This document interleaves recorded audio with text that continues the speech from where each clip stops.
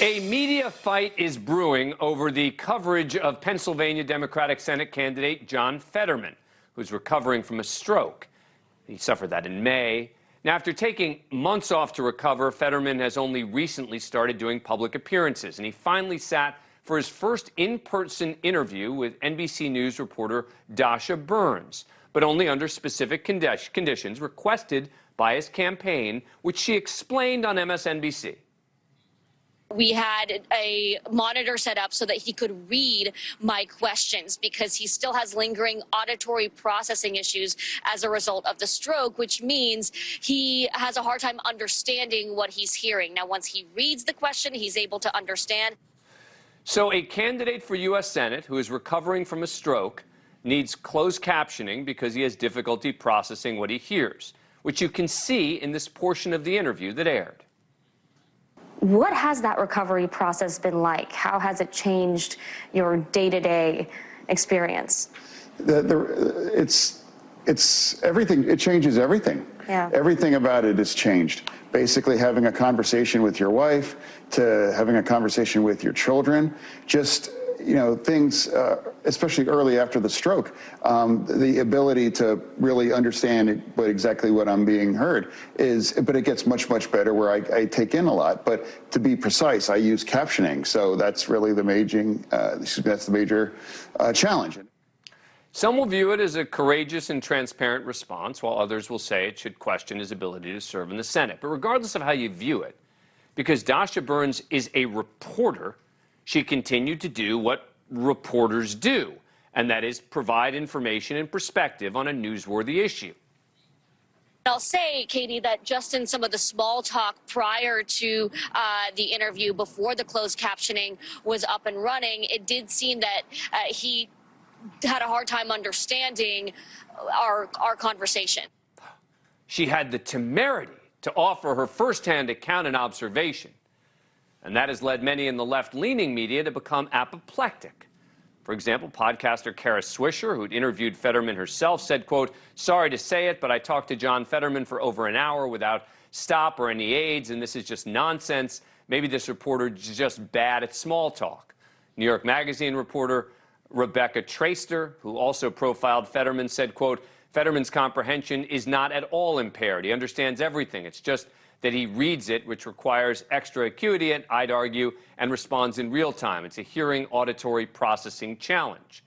The blue-check media mob on Twitter followed suit, criticizing Dasha Burns' report, saying she, quote, for example, deliberately fixated on and exoticize Fetterman's straightforward accommodations for his disability.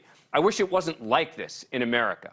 Or that her attempt at doing her job was, quote, lazy and ableist in both its execution and its framing. That led Burns to reply, saying, quote, "It's possible for two different reporters to have two different experiences with a candidate. Our team was in the room with him and reported what happened in it, as journalists do, before and after closed captioning was on." Now, in response to all the criticism, she went on to say, quote, "We were happy to accommodate closed captioning. Our reporting did not and should not comment on fitness for office. This is for voters to decide. What we do push for as reporters is transparency. It's our job. Fetterman sat down and answered our questions. That's his job." You know, that's a pretty straightforward response, right? It led to more left-wing mockery. One calling her response, quote, "absolute hot garbage," to double down on this. The perception delivered with the question is that voters should be concerned a candidate is hearing impaired. That is 100% ableism. She eventually addressed the controversy on the Today Show. Other journalists who've also dealt with Fetterman came forward and said they had a different experience.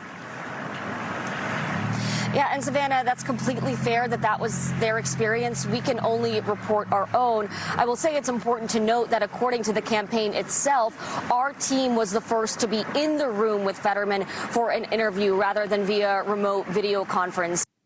She's being accused of everything from being ableist to basically being an idiot. And her sin? That she was reporting on a newsworthy topic from the scene.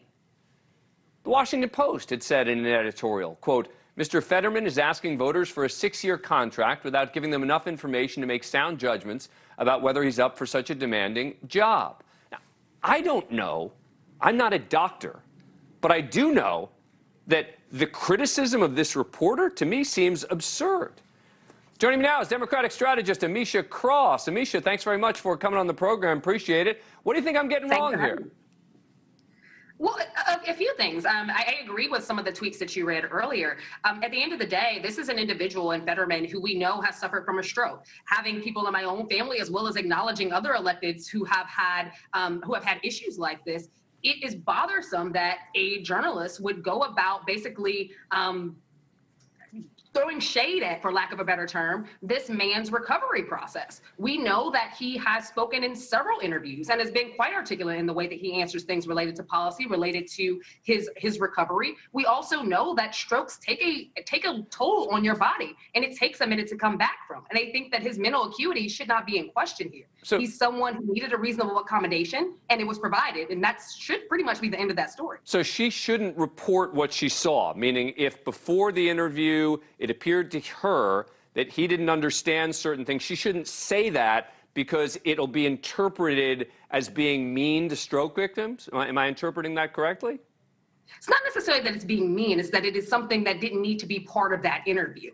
Any conversation she had beforehand talking about small talk, I don't know about you, but I know when small talk happens, I may gaze out and not be involved in that either, because small talk isn't necessarily something I'm interested in. There was nothing about that conversation that added to the interview that she had. So I'm kind of confused why it was brought up to begin with.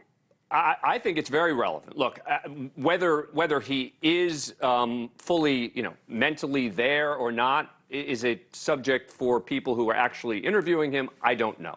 I agree with the Washington Post that I think it is a relevant question, as it would be for any candidate for public office.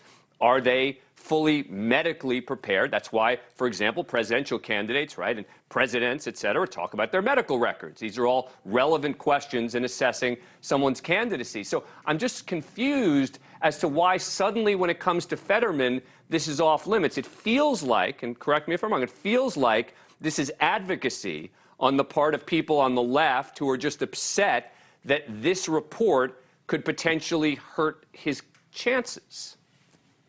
Well, I think that it is upset by the way that the journalist went about bringing this to light. And I say that because we all watched Senator Mark Kirk, former senator from the great state of Illinois, who suffered stroke while he was in office serving as a U.S. senator, who then was able to and released from his doctors, and they said that he was perfectly fine, that, he was going to have accommodations in the same way that we see these accommodations needed for Fetterman. They did not prevent or stop him from doing his job.